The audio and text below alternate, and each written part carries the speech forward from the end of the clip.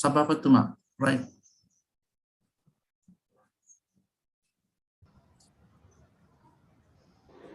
Hi, good evening. Bang, තුට්ටක් අපි බලමු විනාඩි 5ක.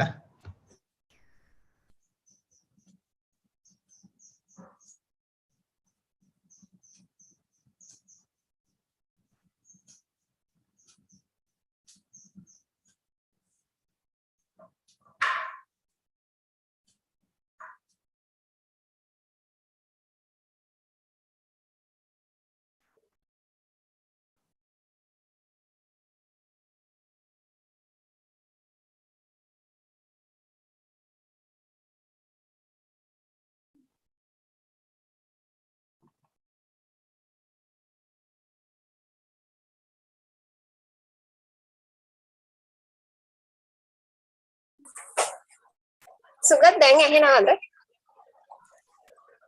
Oh, yes.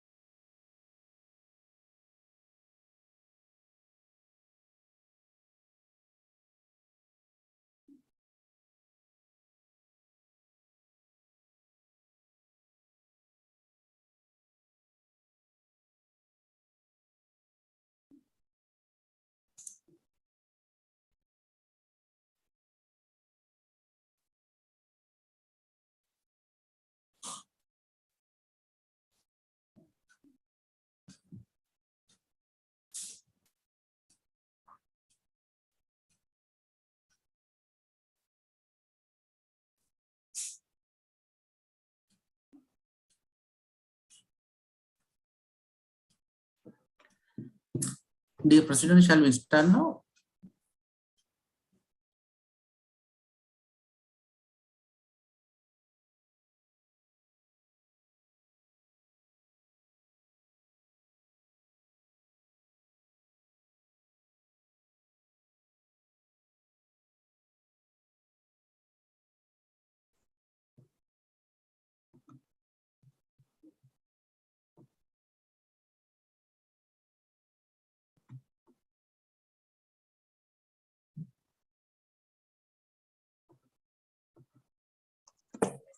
Dr. Susantha, shall we start now? Mr. President? Dr. Sugat, can you hear me? Yes, I can hear you. Dr. Thamari, you can start now because our president, yes, he's there.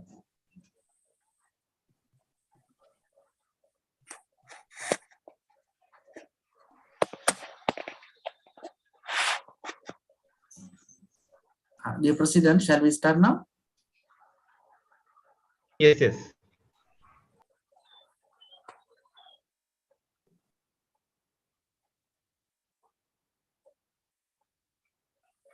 Good afternoon, everyone. Welcome to the Sri Lanka Veterinary Association webinar series. Today we are having our second webinar.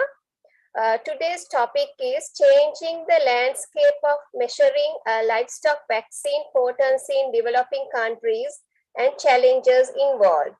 So our today's resource person is Dr. Viskam Wijewardena. To start our webinar, now I would like to invite our president, Sri Lanka Veterinary Association President, Dr. Susantha Mallavarachi to deliver the welcome speech. Thank you. Thank you, Chamari. Very good evening to everyone. Very good morning, Dr. Viskam, our resource person, joining from Vienna. And all my past presidents, our SLVA past president, teachers, and all the veterinary surgeons, members of SLVA. Very warm welcome again to everyone. And today we are starting our webinar series 2022 of SLVA. And we have decided to start with very sensitive and very important, timely important subject, as our secretary mentioned. So we identified the correct resource person, because Dr. Viskam Wijewardena is in International Atomic Energy Agency, and he is involving in vaccine manufacturing and also using novel technology. And we thought of inviting Dr. Viskam and accepted our invitation. Thank you very much, Dr. Viskam, for accepting our invitation. And most of our SLVA veterinary doctors joining from Sri Lanka and also from our other countries. And I am welcoming all for this session. And there will be a series of sessions. And also I would like to inform that it is live telecast on YouTube also. And I invite everyone of our members to visit our website and also Facebook regularly, because there are so many upcoming events. And this year, I know that we experienced a lot of difficulties due to COVID and last 2 years also. So from that, we learned one important thing, that is to join through virtual platform to connect all the resource persons and the important lecturers from our country and also from other countries, and to make them available on your laptop. And that is a good thing out of this COVID situation, because we learned new things and we need to adapt to new situation now. And that is, we call every dark cloud as a silver line. So I thought that is a positive thing out of this, we got out of this COVID situation. So without taking much time, I will invite our moderator, Dr. Dilan Satra, the President-elect, to introduce our resource person. Thank you, Mr. President. Hope you all can hear me. And also, good evening, everyone, and also good morning to Dr. Viskam. Welcome to SLV webinar series. First of all, I would like to highlight some housekeeping conditions and rules to maintain the clarity and the flow of the webinar. So please make sure that your mic is mute during the presentation. And also, if you have any queries, there will be a time given at the end of the presentation. You can put your questions into the chat box, or either you can ask by unmuting your mic, and also you can raise your hand so I will notice it. So first, Dr. Viskam will do his presentation, and later on we will move the Q&A session. So today we are going to listen the webinar on change in the landscape of measuring livestock vaccine potency in developing countries and challenges involved. This topic is of great interest to us, because with the current disease challenges, as veterinarians, we should be aware of the potency of vaccines for sustainable production. Our speaker today has graduated in 1999 with a B.V.Sc from the University of B.V.Sc in Sri Lanka. After that, he obtained his PhD in veterinary immunology from Osaka Prefecture University, Japan in 2007. Following his PhD, he has widely conducted research on HIV immunology at the University of Pittsburgh, USA, and cancer immunotherapy in Japan. Initially, he contributed as a veterinarian and specialized in diverse areas of including livestock vaccine development, veterinary clinical trials, including HIV and cancer immunotherapy. Since 2015, he is working at the IAEA in Vienna and as the program leader on livestock immunology and vaccine development. In his current capacity, he provides expertise, knowledge, and services on the development, evaluation, validation, and transfer of tools to control animal diseases, provides animal and zoonotic disease-related technical and strategic advice and services to FAO and IAEA member states as a resource person on animal health research. Also, his scientific knowledge on expertise support the implementation and appraisal of activities aimed at the control of animal diseases and sustainable enhancement of the animal production. Our speaker is a well-known immunologist and international civil servant having a great depth of experience and knowledge in the immunobiology of diseases, vaccine, research and development, and infectious disease control. So, ladies and gentlemen, please welcome Dr. Viskam Wijewardena. Dr. Viskam, floor is yours. Thank you, Dilan. Good evening and to all the colleagues in Sri Lanka. I'm very thankful to the SLVA and also all those who are participating for the webinar today for giving me the opportunity to talk about this topic.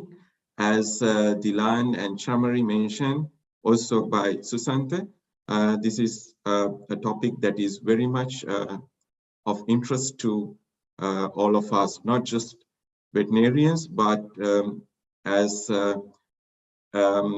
let's say, as humans in large, because we know we are undergoing a pandemic, and vaccination is one of the let's say, one of the biggest tools that we have in hand to overcome this pandemic. And then vaccine evaluation is indeed of interest. So thank you again, Susanta, my batchmate, who invited me at the first place, and then he was suggesting the topic to introduce my research program at the IAEA. But after discussions, we changed the topic a little bit. So I will talk first on vaccines and vaccine evaluation, and then I will, at the end, a little bit about our work here. So let me start.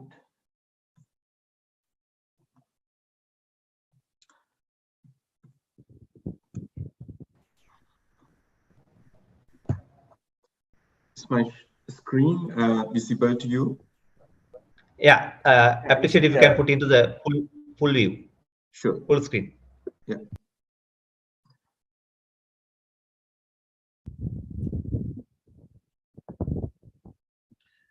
Yeah, Dr. Viskam, we can clearly see the screen. Okay. Is it clear? Yeah, we can see. Yeah. Okay. Okay. So as we discussed at the beginning, maybe within our colleagues, this topic is a little too long. I don't think I have to relate the topic again. It's visible. It's about changing the landscape of measuring livestock vaccine potency in developing countries and challenges involved.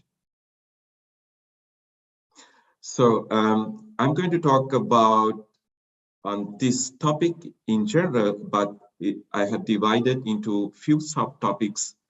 And first I will start how to measure if vaccines work, because this is one of the questions that we all ask today. And then how vaccines work actually, and then about testing immunogenicity, and then what are the novel methods involved in testing immunogenicity, especially if I talk about the livestock industry, because some of these methods are not novel to human immunology, but they are novel to livestock immunology. And finally, I will touch a little bit on immunology and vaccine development program at the IAEA. So how can we measure if vaccines work is pretty simple, right? So if we vaccinate, in our case, if we vaccinate an animal, then after some time, depending on how long it takes to generate the immune response, we can challenge the animal, right? We can challenge with the disease causing organism. If we vaccinate with FMD, we can challenge with the FMD virus and see how many animals are protected. So this is the golden standard of testing vaccines. So testing the let me see,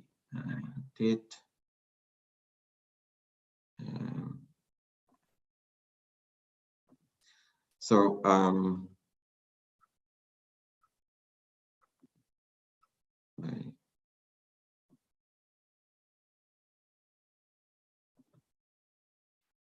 Yeah, if we see the animal natural host can be used in this case to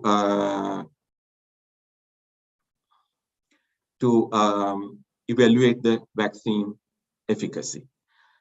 But also during the development phase, you can use animal models to assay the vaccine efficacy. That's with the animal vaccines.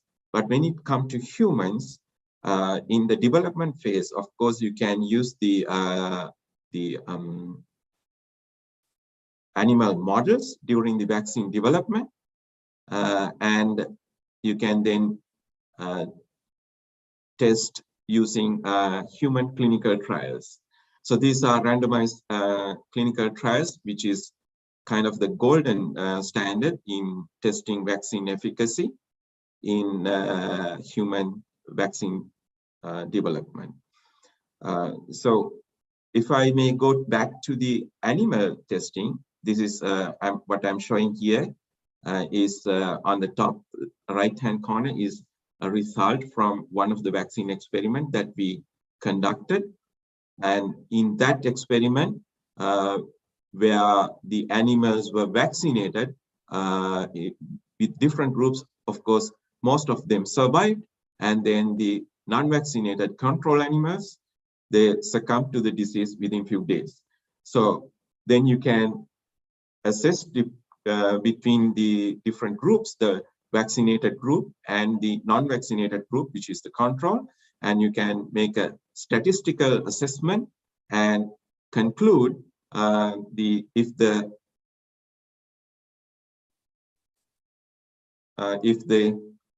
vaccine is efficacious. So it's quite clear you can use different animal groups to vaccinate and non-vaccinate and then challenge. And then when it comes to the human, of course, you don't challenge by intention, but you have different groups where you have vaccinated people and non-vaccinated people. And what you measure is vaccine efficacy. Vaccine efficacy is a very standard term where you try to see how many people are protected during vaccination.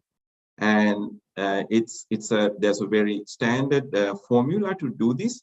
You measure the attack rate of the unvaccinated and subtract the attack rate of the vaccinated and divided by the attack rate of the unvaccinated and show it as a percentage.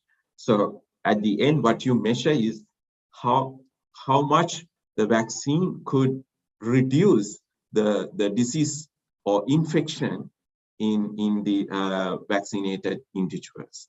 So this is with the human clinical trials, and also in the animals, in livestock, we also have very standard methods of doing this. For example, in FMD, we have this FMD PD50, where you measure 50% protective dose using different doses. I'm not going into details because this might take time, but what I wanted to highlight is the golden way of assessing vaccines. What we have right now, or what we are doing during development, is we vaccinate and then we challenge and then we see how many animals are protected. So this is good, but the problem is that every time when you do vaccine development, you have to do these challenge studies. And also, after you develop vaccines, and then when you have a vaccine, let's say vaccine campaign, you want to assess how many animals are protected, then you need to have some sort of a method to evaluate how your vaccine has induced the protection in animals. So this is basically vaccine potency, and there are different methods to measure that, and which is the topic for today.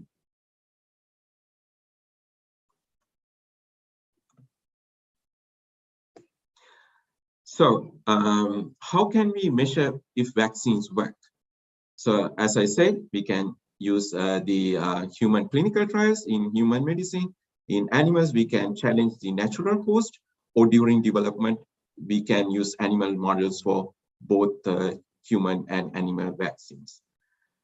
But as I mentioned, this involves a lot of time, a lot of resources during vaccine development and also during vaccine campaigns. This is not possible that you challenge, because these are your animals that you need to be protected. So what we do is we look for correlates of protection. So factors or let's say parameters that show that after vaccination, these individuals are protected. So these parameters are, in general, we call them correlates of protection.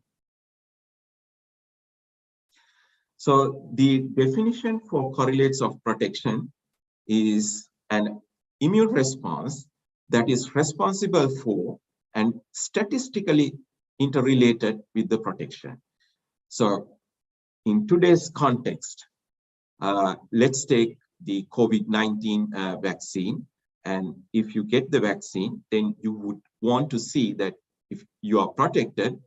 I think I don't have to introduce this to the veterinarians. We all know after a vaccine, you need to have antibodies. So as in this picture, this is the famous SARS-CoV-2 vaccine. And then you need to have antibodies that protects us from the virus. So this is the one of the classical ways of defining correlates of protection. And then let's go back, because now I just mentioned that we get antibodies. But how do we get antibodies after a vaccine? And are there any other parameters that develops after a vaccine, after we get a vaccine or after an animal is being vaccinated? So this is the question. And if we understand how a vaccine works and how a vaccine induces immunity, that helps us to identify the parameters.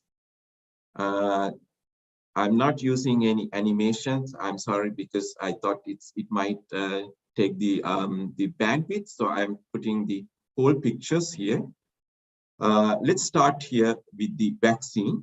And you can see that when a vaccine is being given, you give vaccine antigens along with the vaccine. So that's the idea of giving a vaccine. When you give a vaccine, you give vaccine antigen. It can be a killed virus or killed bacteria, or it can be proteins coming from a pathogen, or it can be the DNA of which codes for the proteins, as we know, like in the AstraZeneca vaccine, which codes the DNA, and then it could also be mRNA, as with the Pfizer vaccine or Moderna vaccine that we have for COVID-19. So this is a whole range of vaccines, but the idea is you give vaccine antigens during vaccinations. So once you give vaccine antigens, it induces an innate immune response in the vaccine site. So what is an innate immune response is our body or host body recognizes these antigens, not specifically as vaccine antigens itself, but most of the time it recognizes as a danger response. So that's what happens. And then there's a whole set of immune cells which coming into the vaccine sites, such as macrophages, monocytes, neutrophils, and NK cells. They all come into this vaccine site because body recognizes, or the host recognizes there's some danger, there's some foreign proteins which has entered into host body, so it has to respond. So these innate immune cells then secrete certain proteins or cytokines, which then attract antigen presenting cells such as dendritic cells to this vaccine site.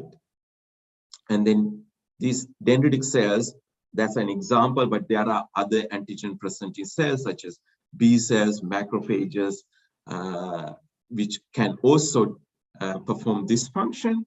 And these antigen presenting cells then take the antigens and move to the lymph nodes. And in the lymph nodes, these antigen presenting cells present these antigens to T cells, basically to CD8 T cells and CD4 T cells. CD4 T cells, we call them helper T cells, and CD8 T cells, we call them effector T cells. And then these cells, these T cells proliferate and make memory cells of their own populations. And for example, when these CD4 T cells expand, they also can support or they can stimulate the B cells, which by now also have seen the antigens, and they have expanded with the help of the helper T cells. So they become plasma cells.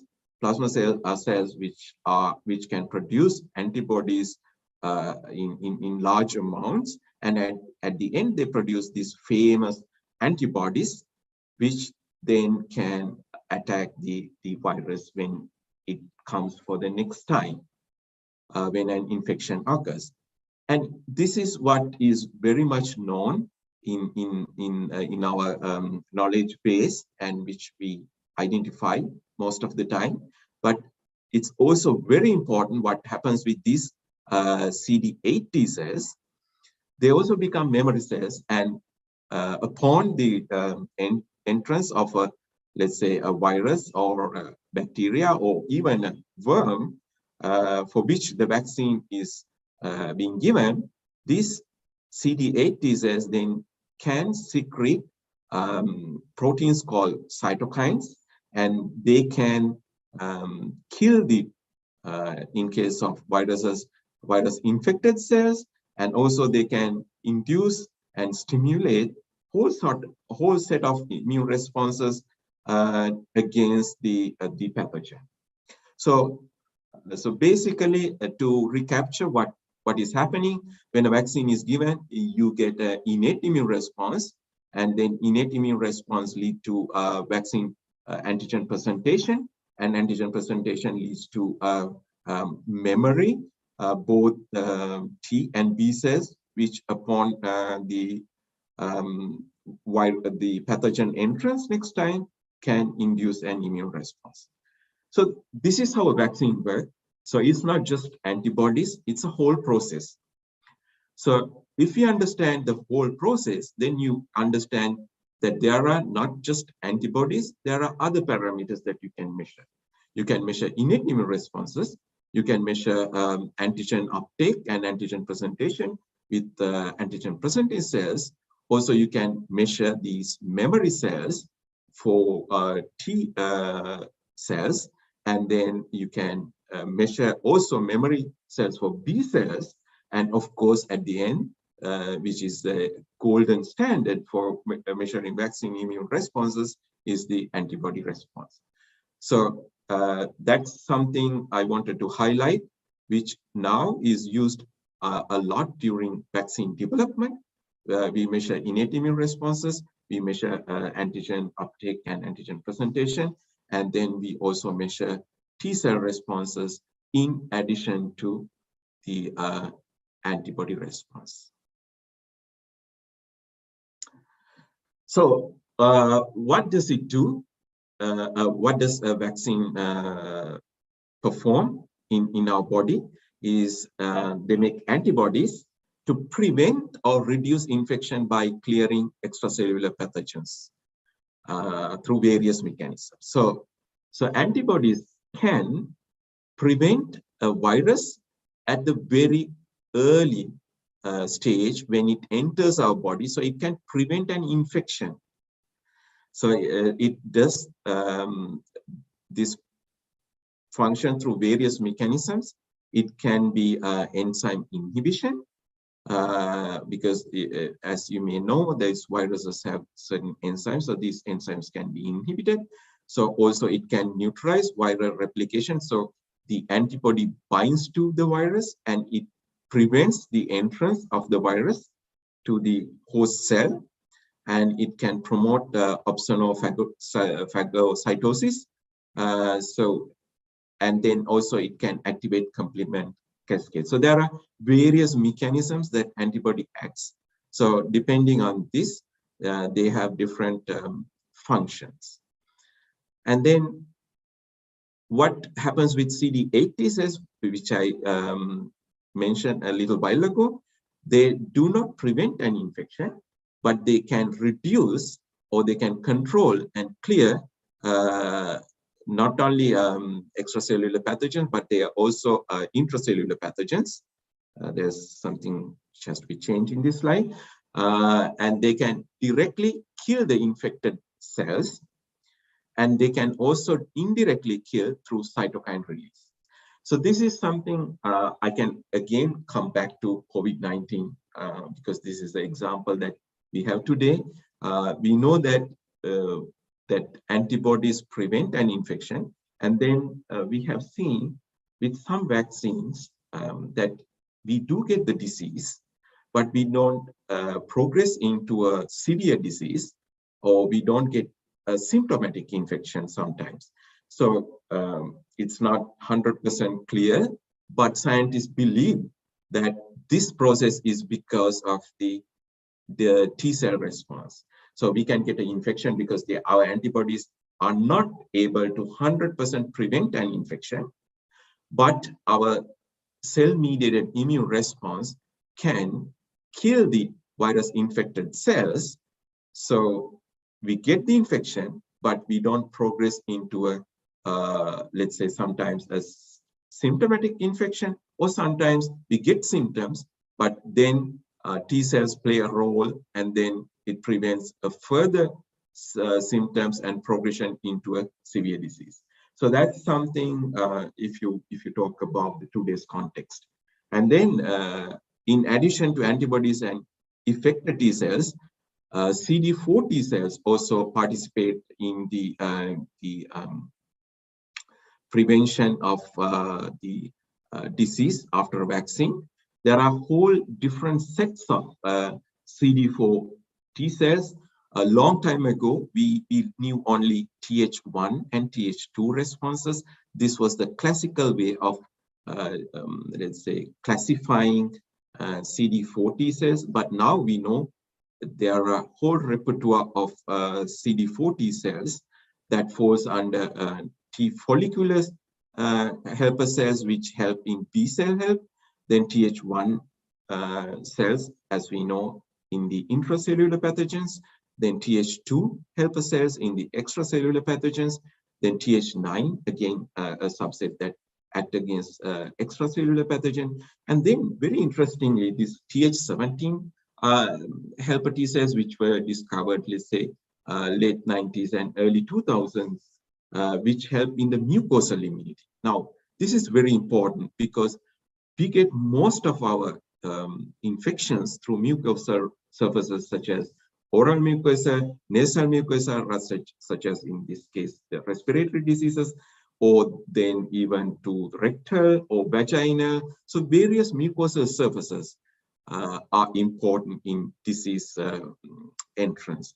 So if you have a mucosal immunity, then you can stop at the entrance or at the very early onset of the infection. So this is something that we try to see with current vaccine development. Can we induce a mucosal immune response? And if I may talk a little bit again about COVID-19, because of course it's not our sphere of work, but it's of our interest, and there are some groups developing mucosal vaccines such as nasal sprays, especially in India. There's a very late stage development so that you can deliver the vaccine through a nasal spray, and also it induces a mucosal immunity so that it's very effective at the entrance of the vaccination. And we know there are many mucosal vaccines, especially in, let's say, poultry industry, that we inject which we deliver through, let's say, water, through eye drops. So these are the means or sprays at the mucosal surfaces. And it's also important for us as veterinarians, because then you don't need to inject one animal by one animal, and we can spray, or we can give it through water, or even through oral route, such as the let's say the oral rabies vaccine, which we give it to the wildlife animals, so that you don't need to give it one animal by one animal, and it saves a lot of time, energy, and resources. So these are three means. And then let's look at how you can test the vaccine immunogenicity. So then there are various methods. As I mentioned, we can look at antibody responses. We can look at cell responses. We can look at mucosal immunity, and we can also look at innate immunity. So let's go by one. When you talk about antibodies, it's not just antibodies in general that we look at. We can look at different various forms of antibodies. We know there are IgE, there are IgA, there are IgG, and there are a lot of subsets when you talk about antibodies, and they are important based on the pathogen. For example, if you're working with parasites, we know that IgEs are important, and if you work with viruses, IgG2A subset is important. So these subsets are important depending on the pathogen. And then the antibody specificity is very important. You need to make sure that these antibodies are not IgGs in general, or immunoglobulins that you have in your serum or host serum in general, but these antibodies specifically recognizes the pathogen for which the vaccine was given against. So this is a very important factor. We need to look at specific antibodies. I again go back to the COVID example for today's context again. So you look at in COVID vaccination, we look at the antibodies which are raised against the spike protein of the SARS-CoV-2 virus, because that is the protein which is used by the virus to enter into host cell. So if you have antibodies against spike proteins, then you can stop the infection. So that's important. And then we look at functions, antibody functions. For example, we look at neutralizing antibodies, which is very important because your antibodies may able to recognize the virus. So the antibodies can recognize FMD, or it can recognize PPR, or it can recognize lumpy skin disease. So it can recognize the virus or the bacteria, but we must be sure that it can, if it can neutralize us, or it can have a certain function against the pathogen, then it's also important. So this is another thing that we must be looking at. Same is true when you look at cell-mediated immunity. I don't have to go on repeating. The cells must be specific against the pathogen for which the vaccine was given. The cell, we can look at various cell subsets. We can look at how the CD8 cells are responding, how the CD4 cells are responding, and we can also look at this function. Are these cells able to kill the virus-infected cells, or are these cells able to perform various functions. So just like antibodies, we have to look at cell specificity, cell subsets, and then cell functions. And then, as I mentioned before, mucosal immunity is important.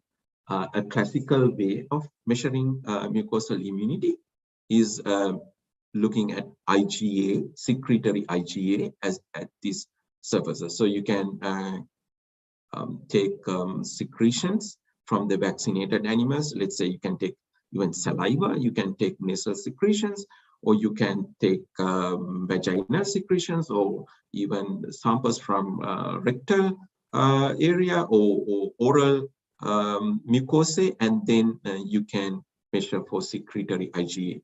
Secretory IgA is again a classical way of looking at mucosal immunity, but you can also look at other parameters, the cells at these surfaces, for even more profound way of looking at immune response. And then finally, innate immunity. This is again an interesting thing, because let's say you give a vaccine and it takes some time to induce an adaptive immune response, which are based on antibodies and cell-mediated immunity. But sometimes it's also important after giving the vaccine, if let's say in a epidemic situation, if you can have an innate immune response, which can stop the disease or the infection, that's also important. This is sometimes we have seen with let's say classical swine fever vaccine. After giving the vaccine, even before you induce antibodies, even before induce cell-mediated immunity, you can see some protection in the animals. Why? It's because of the innate immune response.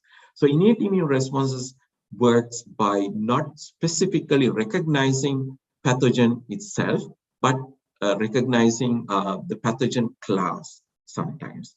So it can act against, in general, viruses, or in general, this genus of or class or family of viruses sometimes.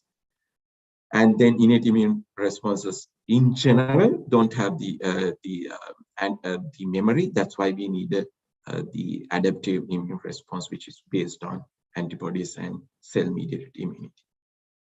So now you can see or you can understand, when you evaluate the vaccine, it's not just antibodies, it's antibody forms and antibody functions are important. And if we go beyond that, antibodies alone will not give a good picture. Sometimes you need to look at cell-mediated immunity. So cell-mediated immunity and antibody response, which falls under adaptive immune responses, are not the only things that you can look at. You can also look at various mucosal responses and also innate immune responses. And then let's look at the how to measure the antibody response. It's the classical way of looking at antibody responses is through looking at, let's say, using ELISA. I hope as veterinarians, you know ELISA, I don't have to tell you. And how you do is, here I take only one example of doing ELISAs, but there are other methods of doing ELISAs. You can coat your plates with the antigen, and then you can put the serum sample from the animal, which the vaccinated animals. So if there are antibodies, they bind to the antigen. Let's say this can be a whole virus or a virus protein, and then you can put another antibody which is conjugated to an enzyme, so that it binds to the antibody. Let's say if this is a bovine IgG, this secondary antibody is an antibody which is raised against the bovine IgG. So it binds here, and then you can put a substrate, and substrate work with the enzyme. So enzyme converts the substrate into a colored compound. So you can measure if the vaccinated animal has these antibodies in its serum. And then you can also measure, this is using ELISA for generally the specificity of the antibodies, but you can also look at various subsets of antibodies also through these means. And as I mentioned before, it's important to look at the function of antibodies, and you can use a neutralization assays. There are various ways of doing a neutralizing assays, and here I show an example. It's called the plate reduction. For example, if you have viruses and you put into a monolayer of cells which are susceptible for the virus goes into the cells, replicate there, and upon replication, the cells burst out, and it causes plaques in the media. And if you, in the meanwhile, if you put the serum from a vaccinated individual, it has antibodies. So the antibodies binds with the virus and prevents the infection. So you don't see the plaques. So it's called a plaque reduction assay. So in this method, you can look at the neutralizing antibodies. So you can look at antibodies in general, and you can look at antibodies for their function. So this is the way of measuring humoral immunity. But what I want to bring to your attention today, what we call the changing the landscape or changing the thinking, is to going into the fields where we are not exploring for vaccine evaluation, especially in livestock vaccine development and also during vaccine campaigns. So that is cell-mediated immunity. So what happened in cell-mediated immunity is in livestock vaccine evaluation, we call it CMI in shortened form. CMI is measured in cell death. We don't use very much, but CMI is very important, especially in intracellular pathogens such as viruses. And if I look at examples, many viruses such as lumpy skin disease or other viruses, the protection is a lot of times is the CMI is very important. So you need to measure cell-mediated immunity if you want to get a very good picture about the vaccine potency of the vaccine efficacy. So what happens or how you can measure cell-mediated immunity?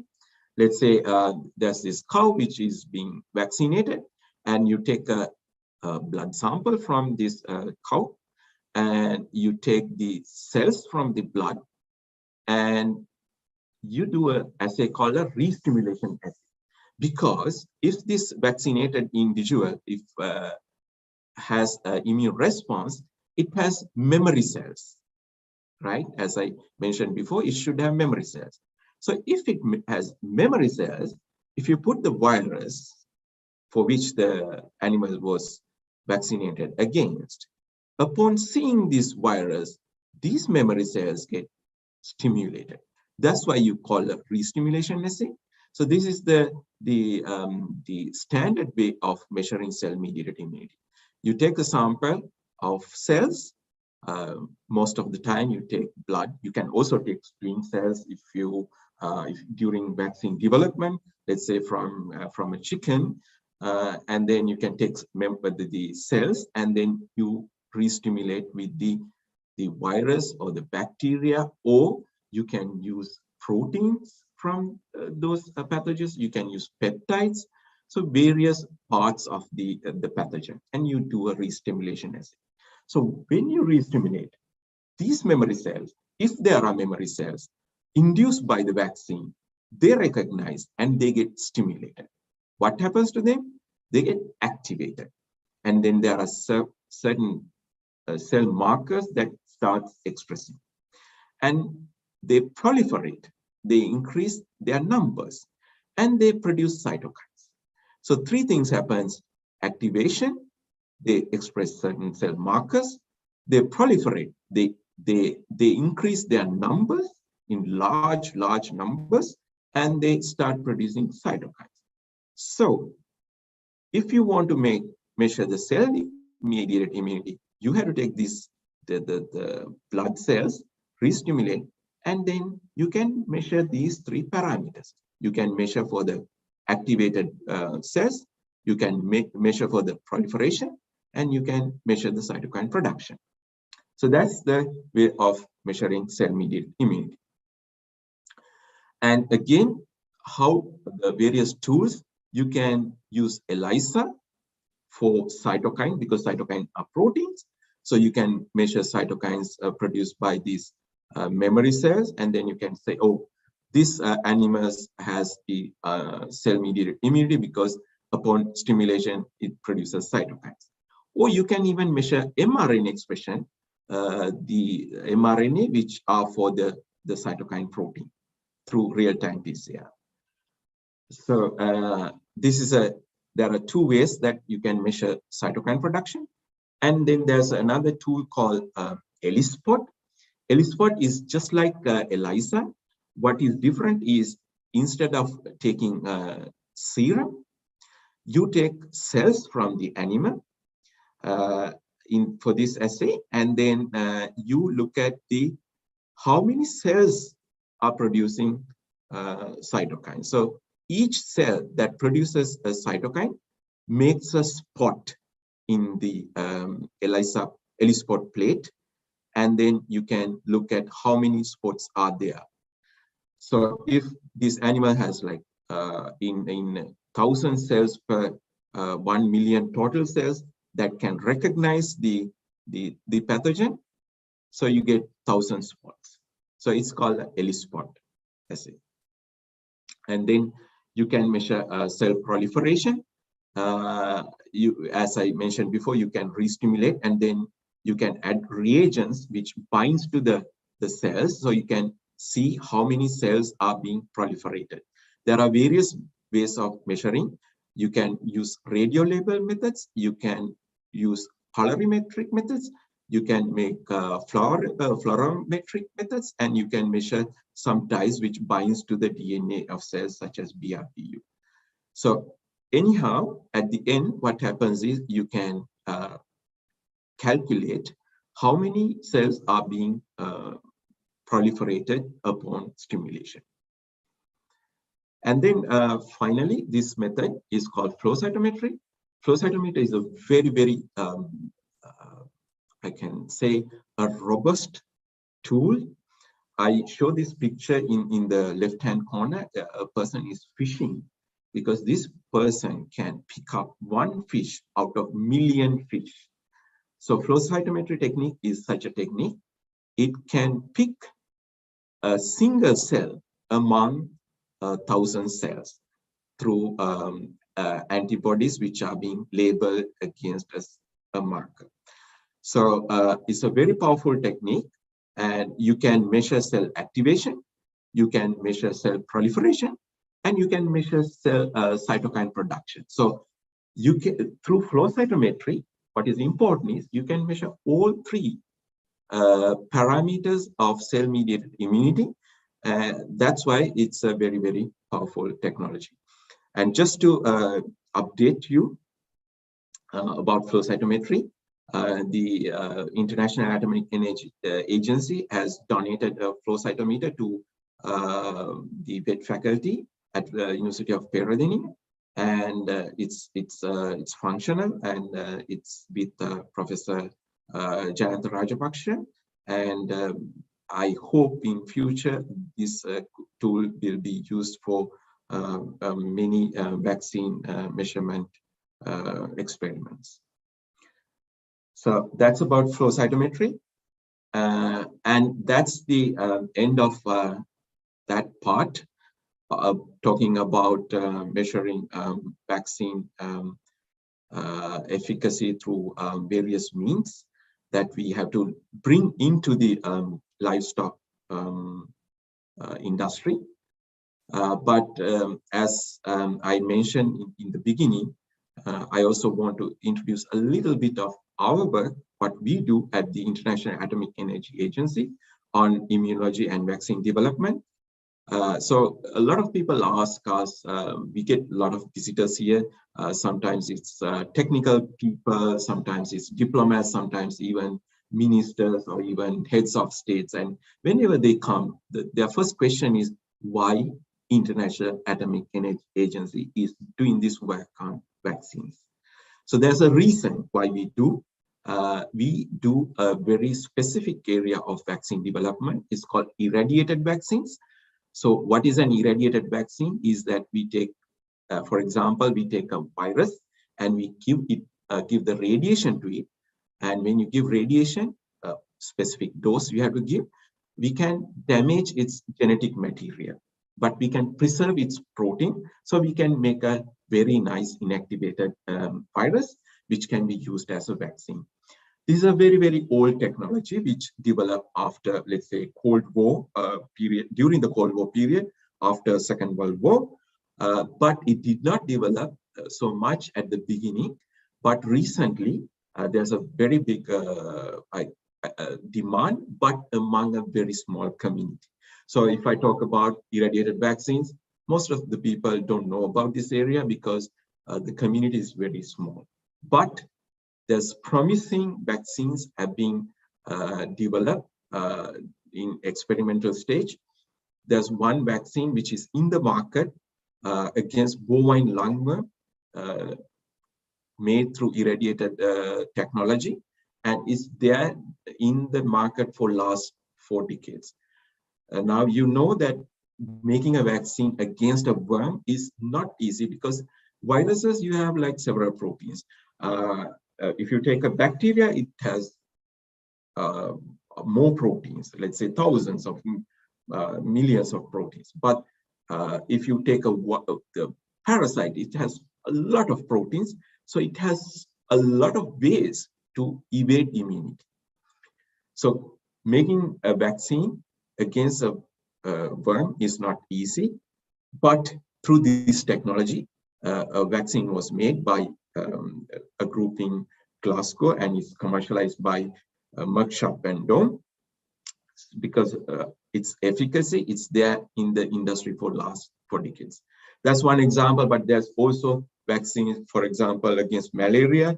They are moving into, again, a parasite, which is very difficult to make a vaccine against, and it's moving to phase 3 clinical trials very soon. We are working very closely with this group also from the United States. It's called a company called Sanaria. And then what we do in terms of nuclear technology, we make inactivated vaccines for viral vaccines, and we make vaccines for bacteria and parasites, which we call metabolically active, because when we irradiate, we stop only the replication, but its metabolism still preserves. It's a bit gray area in science, which we need to explore. We also develop adjuvants through irradiation. And then the program also has an immunology program. We develop assays, we develop reagents. We also look at host pathogen interactions. So the program itself has very wide areas. The team at the IAEA is quite small. We have a R&D lab in Cybersdorf. It's about 40 kilometers away from Vienna in Austria. And it's the only R&D lab within the UN system, I should say, because WHO has its labs, but they are not R&D as ours. We work on various other fields as well. And our team is small. Thanks to our partners, we work with partners all around the world, including Sri Lanka, where we have R&D programs. That's how we develop. And we also work with developed countries, laboratories in our collaboration programs. So that's how we work. And these are bit highlights from our area. And this is one of the vaccines which we developed against fowl cholera, which was done in Ethiopia. This work was published recently in Frontiers Immunology, which is a very high impact journal, where we had a very good efficacy against fowl cholera. And then one on the right hand corner top is Haemonchus contortus. It's done in Sri Lanka, again by Professor Jayantha Rajapaksa, and we have seen very good results, and he's about to move into the field experiments. And one in below is a collaborative vaccine experiment that we did with Italy, and against H9N2 avian influenza. This is a low pathogenic avian influenza, but it's very important because it's so common among everywhere in the world. So if you can develop a good vaccine, it will be a very good way forward. What is good about this vaccine is, of course, for influenza, you have vaccines in the market. Our approach was using an inactivated vaccines through mucosal route, and we could see 100% protection with a low dose challenge. So we are now trying to develop better vaccines to withstand high dose challenge. So these are some highlights from our vaccine R&D, and these are some highlights from our immunology work. We have many publications, and we have developed some assays which you can perform to replicate what will happen in a host in a culture dish. It's called bovine monocyte derived dendritic cell based assay.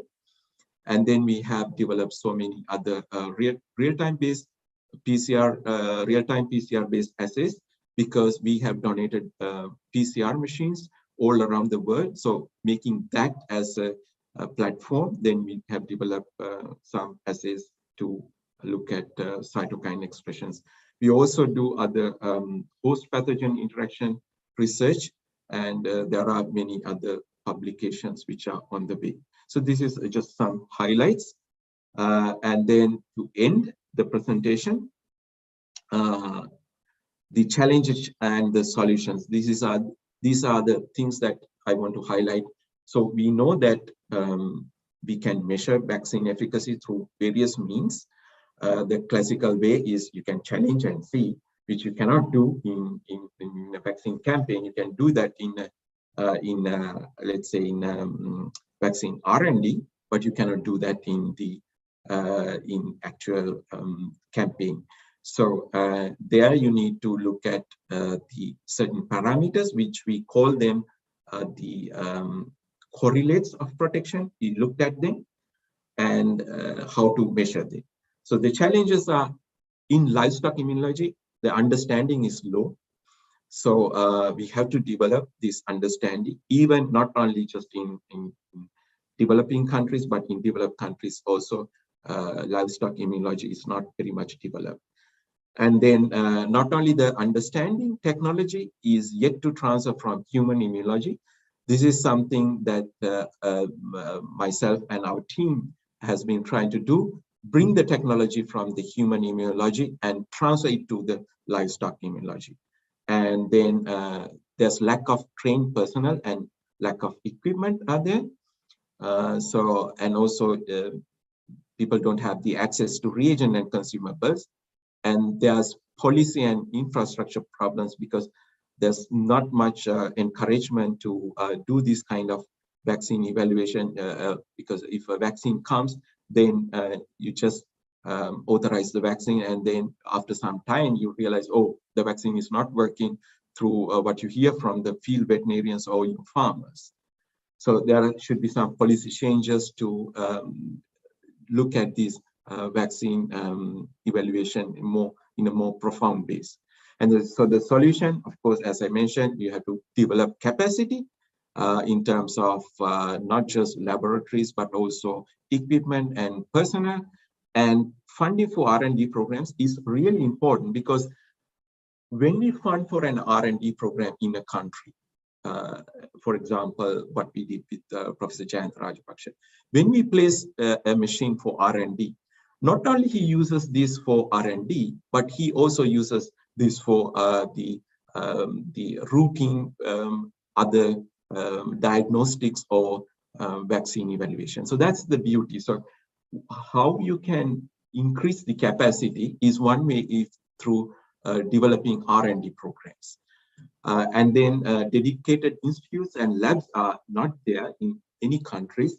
I work with many African nations and Latin American countries, in addition to countries from Asia and Sri Lanka, of course.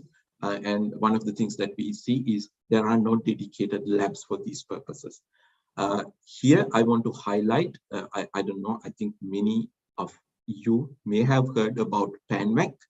It's an apex organization in Africa to vaccine quality control. And recently we started working with them also to look at vaccine efficacy. And maybe in future, there's talk going around to set up a similar organization for Asia by FAO.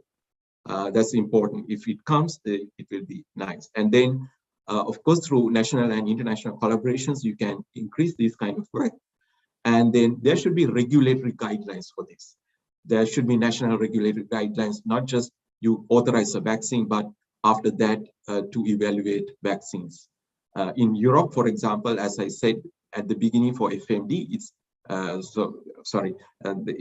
many countries it's eradicated or it's not there, but there are certain standards to look at FMD responses.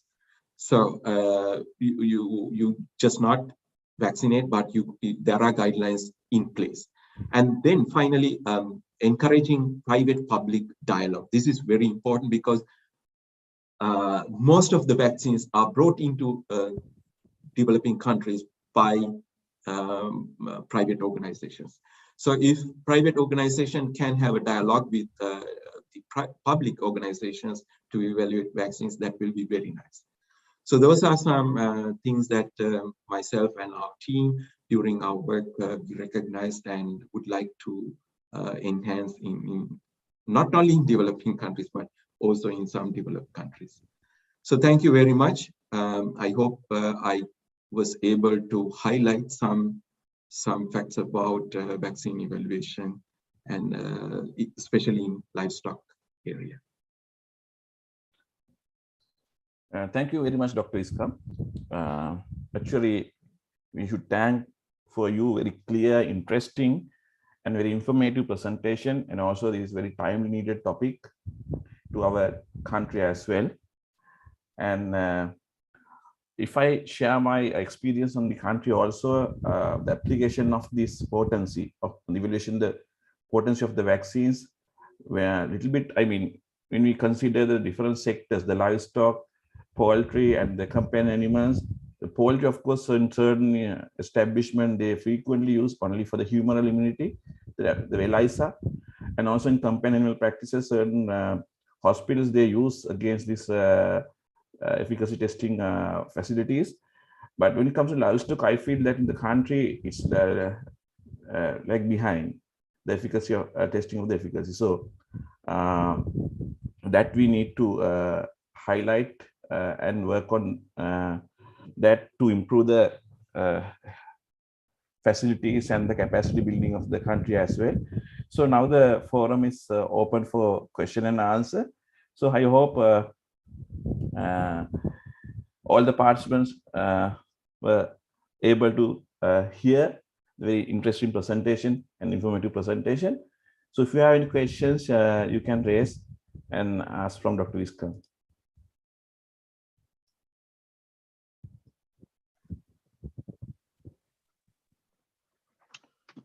Can I ask something? Yeah, Dr. Susita, yeah, you can go ahead. Yeah. Thank you. Nice presentation. I was there from the beginning. Thank you, Viskam. I have 3 questions actually I want to ask. One is I have sent it in the chat box because very recently they have developed a kind of a technique that we can target the by using the SCFC region, we can send the antigen to the antigen present in cell. In that term, so we can induce the specific thing that we need to induce. So do you think is it a valuable thing in the livestock? or in terms of vaccine development? I have sent the message. You can read it very clearly. Okay, let me see. You were talking about the CFSC? Yeah. So we can bind the antigen into the SCFC through the SCFC antibody, and which the SCFC can bind to the specific receptor, for example, CD83 in the antigen present in cell. So then we can induce that cell population specifically, rather than going for the here and there and having the non-specific antibodies towards the infection. So we can target whatever the thing that we want. For example, if you want to induce the antibody against the receptor binding domain, which is very important for the preventing infection, so we can target that part. So do you think, is it appropriate in terms of veterinary field? So this is specifically for human.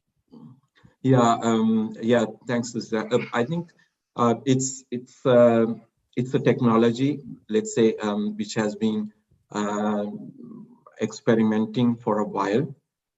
You can tag whole viruses, or if you are working on, especially these kind of things can be done with if you are working on a protein vaccine, because it's easy to tag the protein and you can deliver it specifically to antigen presenting cells, as you mentioned very much, CD83, or this is also done with various other receptors.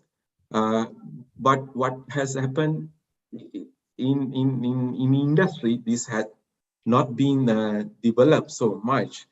There are many experiments done. For sure, this is an interesting field, because you need one of the things that problems that we have is the antigen content. If the antigen content is not high enough, these kind of technologies are really good, because with a low antigen content, you can still target the antigen presenting cells. So that's a very nice approach, and also to save the antigen, it can definitely help. But what we have to see is, that's why I said there are many experiments which we have done. As myself, if I talk about myself, I was involved in cancer immunotherapy in the past, and it's also one way of making vaccines, and we also used some technologies. What is important is what is done at experimental stage, and how you can upscale and bring it to the commercial production. Because even if you increase by 5 cents, right, I'm talking about dollars, that increases the price of the vaccine. This is where the problem is. Also, I can also talk about adjuvants. There are various adjuvants being developed, but you cannot bring it, or you cannot upscale and bring it to the commercial stage, because that adds up, there's a cost factor which comes with. So especially in livestock field, unlike in humans, so we always, we look at the cost benefit. It's a nice approach, but I hope that these kind of approaches will someday allow us to bring down the development, the cost will come down, and we'll be able to bring it to the market. I think that's where the problem is. By using this approach, they mentioned that we can reduce the amount of antigen that we can use for the per dose. In that sense, we can reduce the cost as well. And coming back to the second, I was a little bit surprised why you have mentioned the plaque reduction assay for to see the neutralization antibody instead of MNT microneutralization, because which will give us the very clear idea where it is not infecting. Plaque reduction is something like reduce the plaque number, or the size that you mean? Plaque number. So I mean, there are like classically there are many methods doing neutralizing assays. I just took one example because to save the time. Oh, okay. And also last like one. classical examples are like heme agglutination inhibition. So yeah, when it's come to the neuraminidase, we can use the plaque size reduction as instead of plaque utilization. So without wasting much time, so I will go to third one.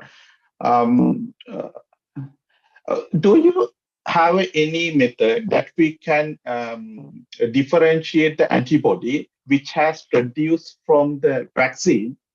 And can we differentiate that antibody from the infected antibody? Do you have any method? I don't have. Yeah, this is again a very interesting topic, because this is called the DIVA approach. Yeah. Disease versus the infected. So especially during when there's an ongoing infection, and if you vaccinated some animals, and then you want to see like are these animals, and you want to do the diagnosis, and then you might also capture animals which are being vaccinated, because they also have the same antibodies. So then there are DIVA vaccines. DIVA vaccine is an approach where you can delete certain, let's say, a protein or a area of the, if I take a virus, so that then that you can use that as your vaccine. So let's say it does not produce protein A, okay, and then or epitope A, then you can detect the animals which are infected because they produce the antibodies against protein A or epitope A, and your vaccinated animals will not. And the same thing you can also do. You can add certain tags also to, let's say, protein vaccines. So you can add a tag, and then you can look for the antibodies against that tag. So there are two approaches that can be used. Okay, can we use the C tag that we can use for the column purification? So the same C tag can be used for the detection? Well, I haven't seen people using C tag for the DIVA approach. One thing is, when you work with vaccines, the regulatory processes does not allow you putting many exogenous proteins and peptides. So there you have you need to. So the best approach is, rather than putting a tag, a lot of DIVA vaccines have been developed by deleting certain epitopes, so that you can recognize that. Okay, thank you, Dr. Viskam. Thank you very much. Right? Thank you. Yeah. Dr. Viskam, there's a question in chat box from Dr. Disnaka. His question is, vaccination while an active infection is going on in a herd, what is the rationale? Example, COVID vaccination. I think it's a let me begin by saying that it's a very sensitive issue, right? Because there is, I would say there's this tool, vaccine tool, is a wonderful tool, and it's one of the very few tools that we have against the pandemic. If I talk about the COVID-19, but I will talk in general, not specifically on COVID-19.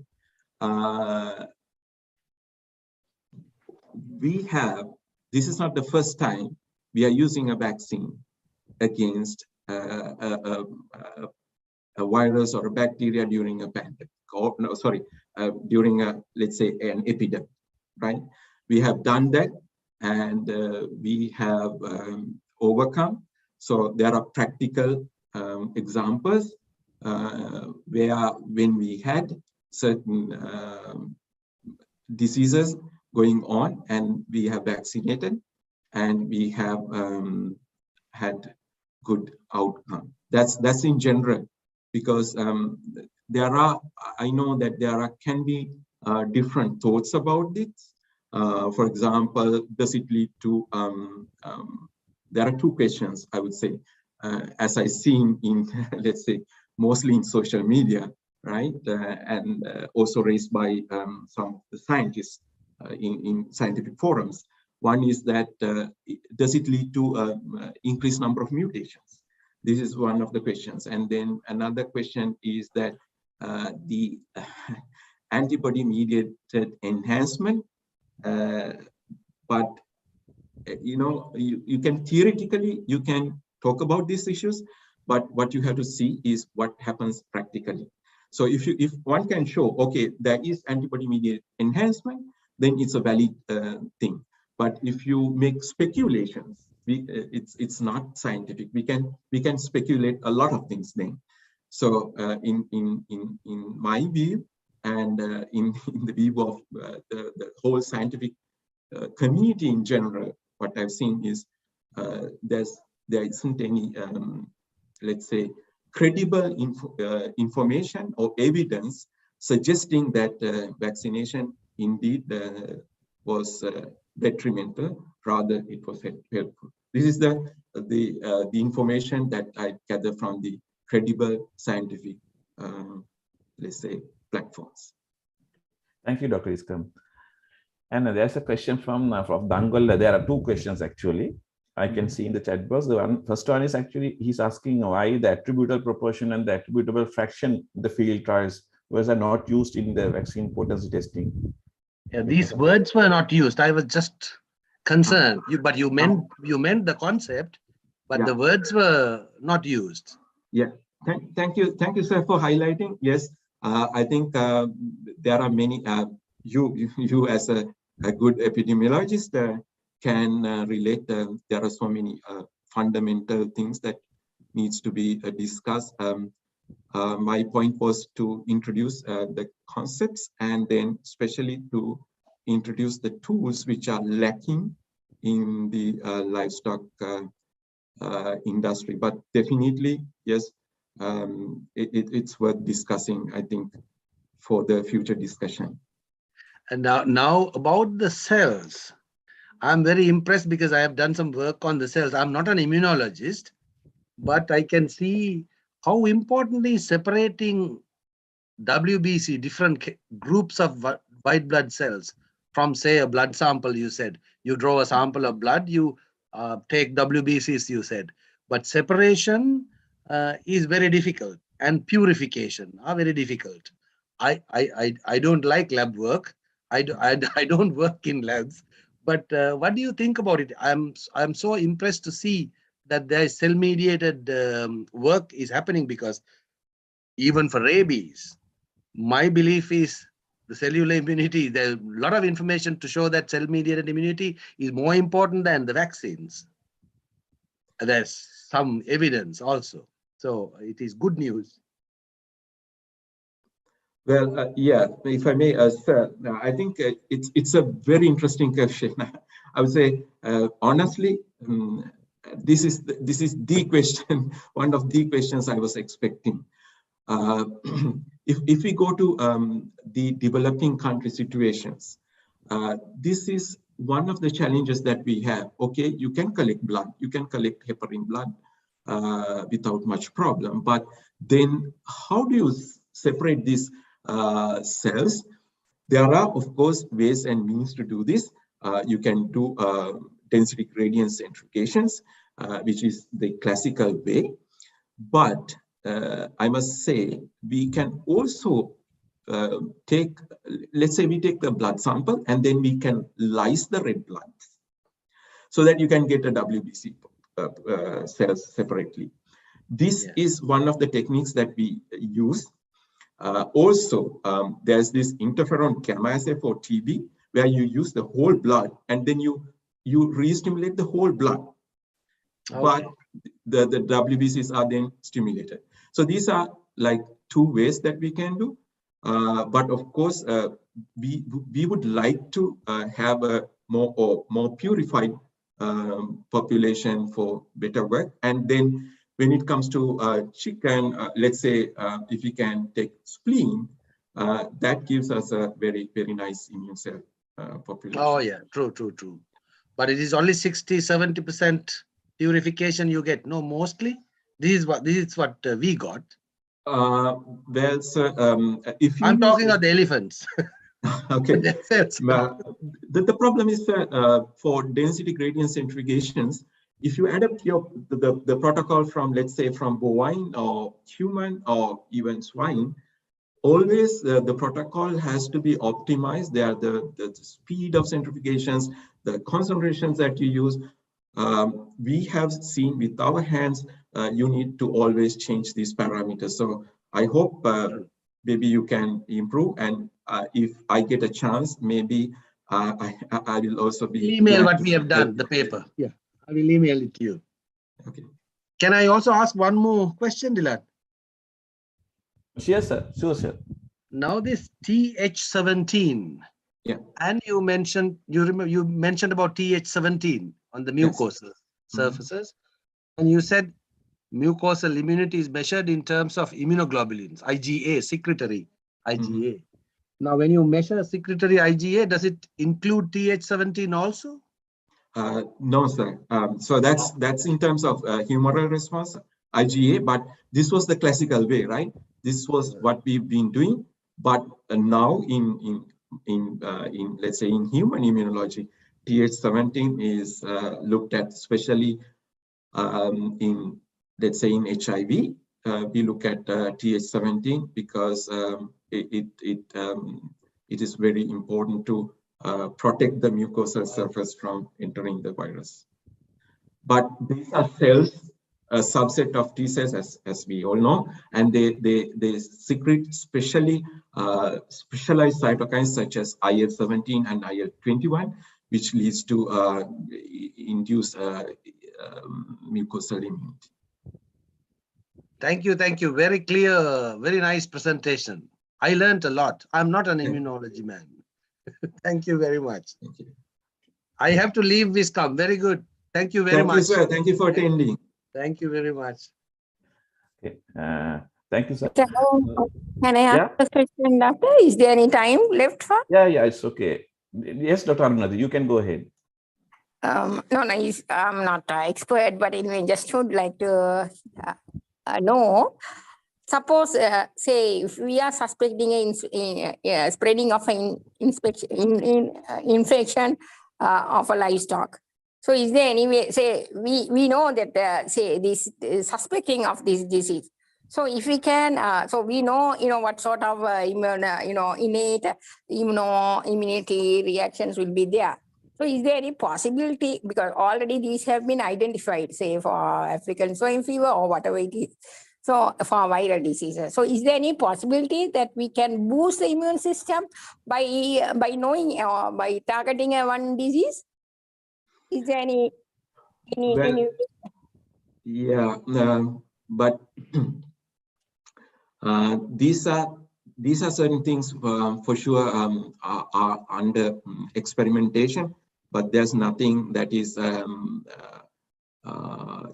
the market. But we know that there are interferons that are being used as therapeutic approaches, right? So that's one way, like interferons that you can use to stop the viral infection. That's through innate immunity. When you have an infection, in human medicine, this is being used.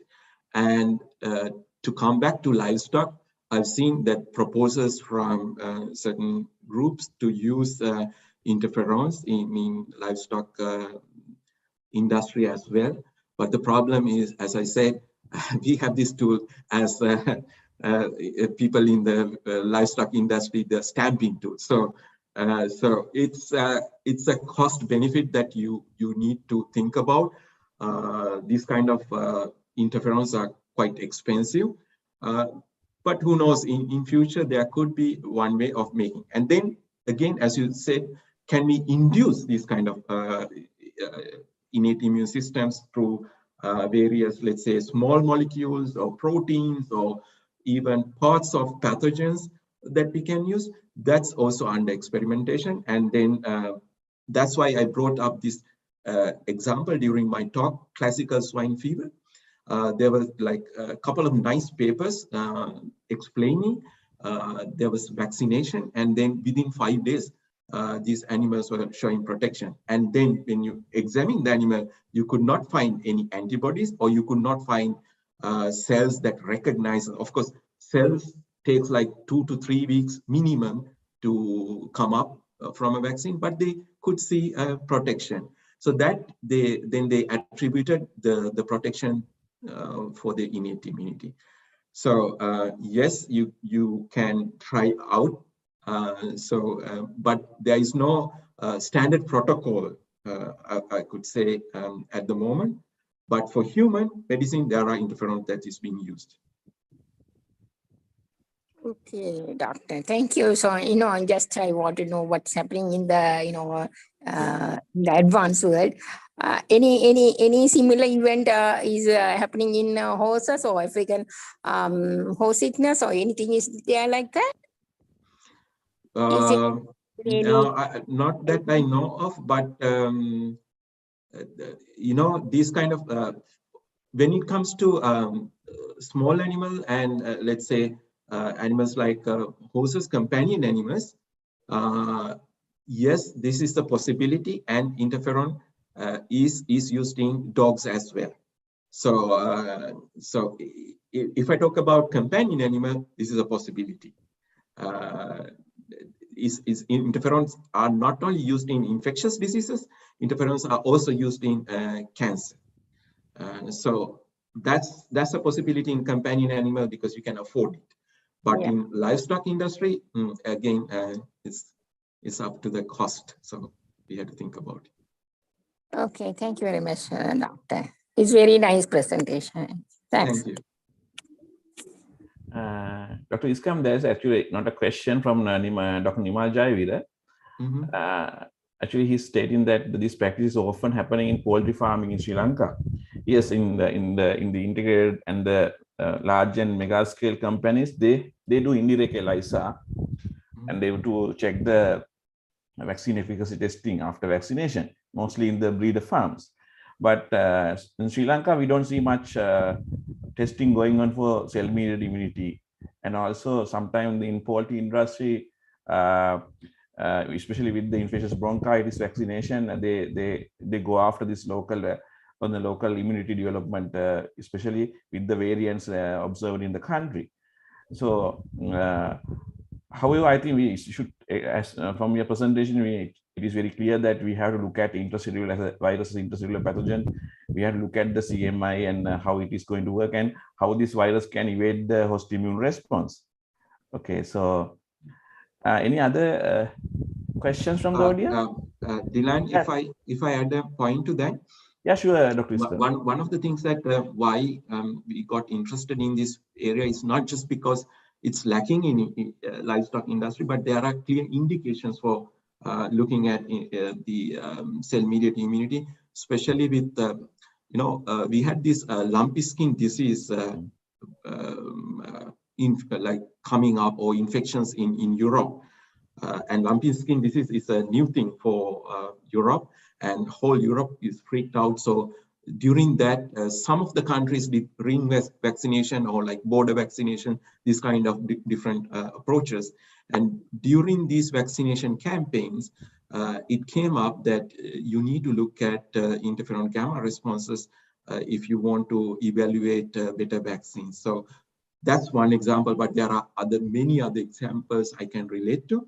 And then coming back, it's nice that these companies are doing this, but the way forward that I see is this can be like, you cannot do like whole scale experiments. It's just like you do like take a snapshot here and there. This is how you should do it when it comes to cell-mediated immunity, because it's a difficult process.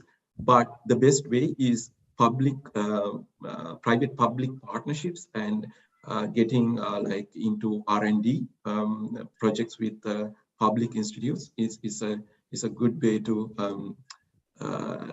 introduce these kind of technologies. Yeah, exactly, Dr. Viskam. So we see that gap, and I think in Sri Lanka we have to initiate that, because the importance of the cell-mediated immunity and the involvement of the host response, especially to produce viral diseases in the country, and how to, and to control them.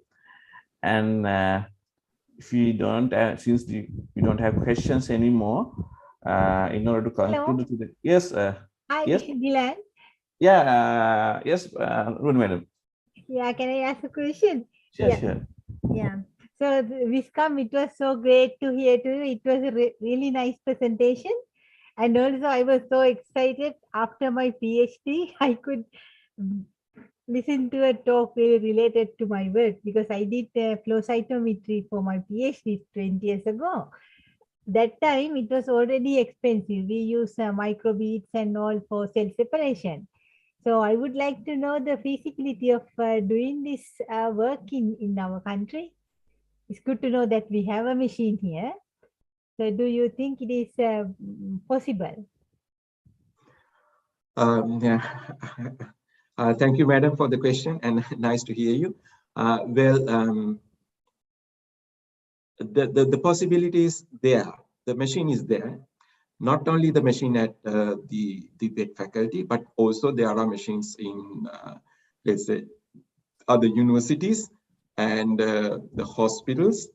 You can collaborate with these people and then you can work. My interest was, I worked for a very short while in 2014 at the vet faculty and also at the allied health. During that time, we had discussions with people from medical faculty and vet faculty and also people from hospital, how to get this kind of machine, because there was a machine sometime back at Kandy Hospital, it broke down and I don't know what's the situation now, but definitely the first thing is to find a machine. And of course, then now we have a machine at the faculty and even there are other machines. The second thing is you need to get your samples as we discussed with Dr. Dangolla, how to process blood and these kind of issues. Third thing is the reagents. So this is the most important thing, I think. It's where the, I think, bottleneck happens, right? One thing is you can support the programs to R&D, and then you can use these R&D funds, of course, to fund your routine work. And the second thing is, I hope at some point we can also take antibodies, conjugate them. These things are not rocket science.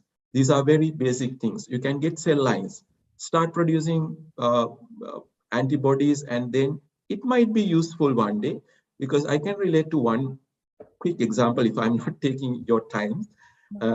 Sometime back, someone that I know, a professor from University of Colombo, he had a startup company and they were trying to develop PCR kits. I don't know whatever happened, but if that project went on, that could have been very helpful under this pandemic situation. And then there's another scientist that I know who came from USA. Now he was working in an R&D institute in Colombo. He wanted to develop, make antibodies, conjugate them, and use them for local research and also for diagnostic purposes. Definitely, if you can start, these are not very high-tech things which you can do. So machine is there. If you know the technologies, then bottleneck is the reagents, which are the antibodies, which also I think can get through collaborative projects, also produced in Sri Lanka. Thank you very much, Viskam. Yeah. So we have, I think, have time for one more question if it is there. The final question. Okay. So thank you so much, Dr. Viskam, for your valuable time and the very informative presentation. So in order to conclude today's webinar, I will invite Dr. Chamari, our Secretary of SLVA, to deliver the thank you speech. Dr. Chamari, over to you. Thank you, Dr. Dilan. Hope you all can hear me. Dr. Dilan? Yes, I can hear you. Okay. Yes. Dr. Chamari, your voice is a bit dull, but if you can manage, that would be great. In my, I don't know, in computer, somehow I managed to speak louder. Thank you very much, Dr. Dilan. On behalf of Sri Lanka Veterinary Association, I would like to thank Dr. Viskam Wijewardena for accepting our invitation and presenting your valuable information today. I am sure today is a Sunday and it's a holiday, and spending your time with us is very valuable. And I'm sure you must have spent a lot of time to prepare the very clear and very eye-catching slides. So thank you very much for spending your time again. I'm sure all our audience, our members must have gained very good knowledge about these vaccines, and it's a very novel approach also. So again, I must thank Dr. Viskam for accepting our invitation and be the resource person. I hope in our future Sri Lanka Veterinary Association events also, you will join with Sri Lanka Veterinary Association. Thank you, Dr. Viskam. Next, I would like to thank today's moderator, Dr. Dilan. Thank you, Dr. Dilan, for your valuable service today. And next, I would like to thank our president, Dr. Susantha Malavarachi, and all the executive committee members for the support given throughout this webinar series. Thank you very much. Next, and finally, I would like to thank all the members who joined today. Not only from Sri Lanka, we have members today from UK and Australia and other countries also. So thank you very much for joining today's webinar. And I hope you will join in our future webinars also. We will have our next webinar in next month, and we will inform about our webinars via emails, WhatsApp and Facebook. And also this webinar will be telecast, it has been telecast live in our YouTube channel. So those who missed the opportunity to join live today, they can go to our YouTube site, SLVA website, and watch this program later on. So thank you very much, and I wish all of you a nice day. Thank you. Thank you. Thank you very much, Dr. Viskam and everyone. Thank you. Thank you very much. I'm going to end this presentation connection. Thank you very much. Have a good weekend.